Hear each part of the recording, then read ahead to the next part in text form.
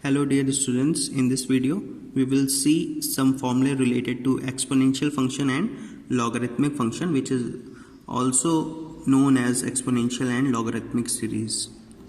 Student, exponential series is nothing but the expansion of this term limit n tends to infinity 1 plus 1 upon n whole to the power n.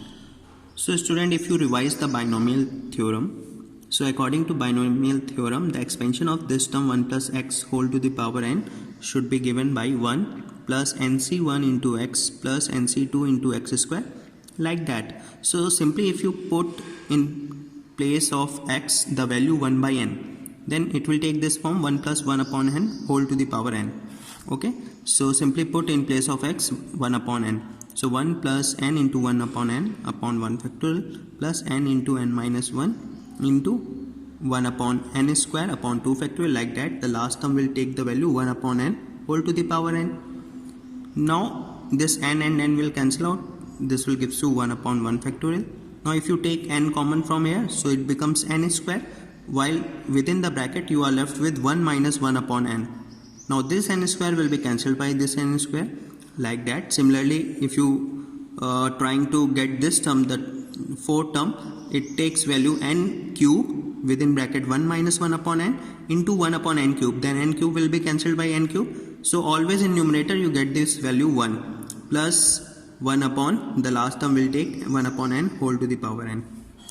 Now when n tends to infinity, this 1 upon n becomes 0.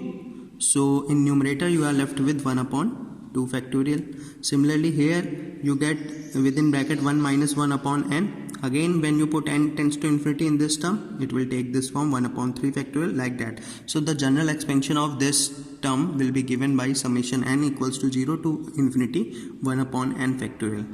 Okay, so this is the formula that you are getting after expanding this term. So e exponential function is given by 1 plus 1 upon 1 factorial plus 1 upon 2 factorial plus 1 upon 3 factorial. So this is the expansion of this function, which is exponential function. This formula is very important. So students, all of you learn this formula. So in a general way, on the basis of this, we should be able to write e to the power x, because if you look here the power is 1. So every time in numerator we are getting 1. So if in general exponential to the power x, then you are getting 1 plus x upon 1 factorial plus x square by 2 factorial, like that.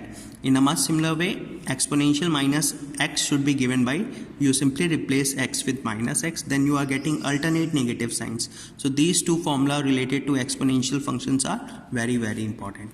Now again in logarithmic series, although I have not derived it, but there are certain series with the help of which you should be able to derive it. Like you have a Taylor expansions, you have an integration method to derive this, but you don't go on that. You should simply learn the expansion of this term. So logarithmic 1 plus x should be given by x minus x square by 2 plus x cube by 3 minus x4 by 4. So log 1 minus x should be given by, simply replace x with minus x, then you are getting this formula. Moreover, one thing I just want to tell you, this the value of this function, if you're trying to solve these numbers, right, this term, first term, second term, third term, fourth term, and so on, then you are, if you're trying to solve the starting few terms, then you are getting its value should be around 2.718, right? So actually this particular term goes to infinity, right, because n will take its values from 0 to infinity. So the last term take the value 0, but when you add on all the terms, so this value that you are getting 2.178, it is actually the neither terminating nor repeating value. So that's why this e is also known as an irrational number, like pi is an irrational number, because its value is neither repeating nor terminating, right? So e is also an irrational number whose value lies within the range 2.7 to 2.8. Moreover, look here, in logarithmic series I have written in a base e. So I will explain you in logarithmic chapter that why log with base e value is important to you. Okay, so next chapter we learn a logarithmic. Thank you.